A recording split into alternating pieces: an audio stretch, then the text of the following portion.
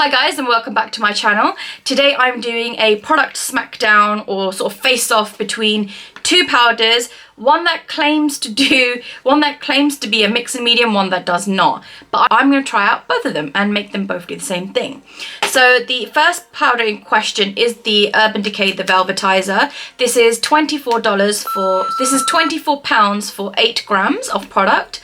And as I mentioned in my previous video, which if you haven't seen, you better click on that link and watch that first, then come back to this. But in that video I did say how it worked on top of foundation, and if you, like I said, if you watch that video you'll see how it really performed on top of foundation. But it did get me interested in trying to use this for the purpose that it was intended. For those who do not understand that term, a mix and medium is just a liquid or gel, or in this case a powder, that you can mix with any kind of liquid product to make it adhere to the skin a little bit better. In this case, this Urban Decay powder claims to increase the coverage of the foundation as well as mattifying the foundation. So it's not got like wild claims, but they're still pretty good claims to test out.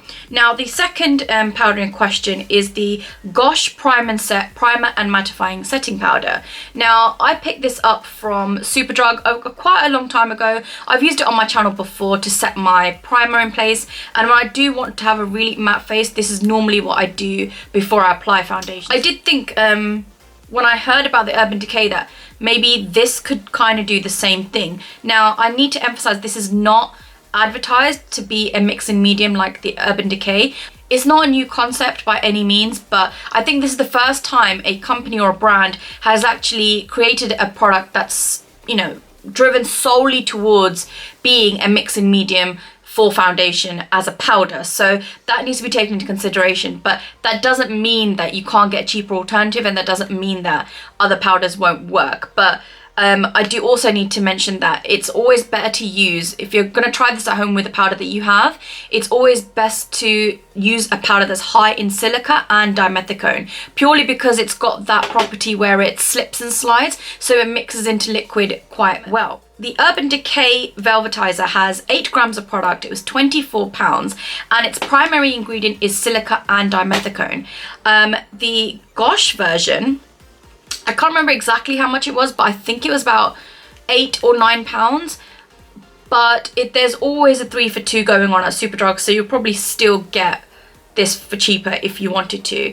And this is 7 grams, so slightly less, and its primary ingredients are also silica and dimethicone. It also has an ingredient called oyster sativa powder. I don't know what that is. I'll leave the spelling of the word here, and I will put it in the description bar as to what it is. It's probably the same thing, but so this one to be a primer and mattifying setting powder.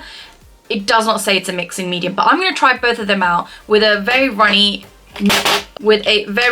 runny foundation, and this is the All Day Luminous Weightless Foundation by NARS, and I'm using this because I know how this works, I know how it sits on my skin, and I know how runny it is, and I wanted to see how this would work with the two powders. So I'm going to do one side with the Urban Decay and the other side with the Gosh. And just for reference, this foundation, although I really like using it because it gives me really great coverage and it does last all day, it does have a tendency to sink into any pores or fine lines. So I'd like to see whether this or this will prevent that from happening. So without further ado, let's zoom you guys in so you can see how this works up close. Okay, well, welcome to my face. I'm not wearing any foundation at all. I'm not wearing any primer. All I'm wearing is the Farsali Rose Gold Elixir on my face as a moisturizer. I'm not sure if there's any point in me priming because I really want to see how these two products work together. So I'm going to leave out the primer for today. And I'm going to start off by taking some of the Urban Decay Mix and Medium. Now, if you haven't seen this before, it's a very finely, very finely milled powder. It's got a slight yellow tint to it, but it's not very noticeable, and it does claim to be transparent. Now, I'm going to take some of it using a spatula, and I'm just going to pop it on the back of my hand. Oh, it's so finely milled. Woo! Taking about this much onto my hand, and now I'm just going to apply a little bit of foundation to it. Oh, it just spurted everywhere. Awesome. Alright, I'm just going to mix that with my finger. Immediately become quite creamy, like it's almost become like a cream foundation. So I don't know if you can tell, but you can see it's a little bit creamy. It's leaving little peaks where my finger was. And if you haven't seen this foundation in action before, this is how runny it is. So it shoots out like that. So when you compare the two, where this one is like literally running down my hand and this one's like become a little bit more solid. So I'm just going to pop that on the right hand side of my face. I think one thing I've definitely noticed just on first application is that it's actually made the foundation a little bit darker. So that's a fair warning for anybody who has quite a fair complexion and has the perfect shade of foundation, because this may oxidize almost immediately, and I'm not sure why that is. But I'm just going to blend that out with my beauty blender. So I don't know if you can tell, but it's actually smoothed over my pores really nicely. And you have to bear in mind I'm not wearing any primer, so I'm not wearing any pore filling primers at all, which is a very, very interesting. Now I'm just going to do one more layer because I only used one pump of foundation because I wasn't sure how it was going to mix with the powder. But now that I can see it mixes nicely, I'm just going to add one more pump of foundation and I'm just going to pop that all over this side of the face again. Just from first impressions, it feels really nice. It's not as sticky as this foundation normally is when you first apply it. It has gone a touch darker than what I'm usually used to with this foundation, but that's absolutely fine because I think I have a little bit of a tan now, so it matches quite nicely. And if I'm just getting in a little bit closer, you can probably see that my skin does look a little bit smoother on this side in comparison to this side. So now I'm just going to do the exact same thing using the Gosh Primer Set. Now this powder is white, as you can probably tell. It's absolutely stark white, but it is almost just as fine. So this should be exciting. So I'm just going to take a little bit of that and do the exact same thing again and pop it on the back of my hand and add this foundation. This time I'm going to show you how it shoots out, and ooh, look at that. Ooh. Okay, I'm just going to put 2 pumps this time and I'm just going to mix that together. And it's mixing pretty much in the same way, and as you can see the powder's going absolutely everywhere, which is awesome. But yeah, much like the Urban Decay one, it has also become a cream. So I'm just going to apply that to the other side of my face.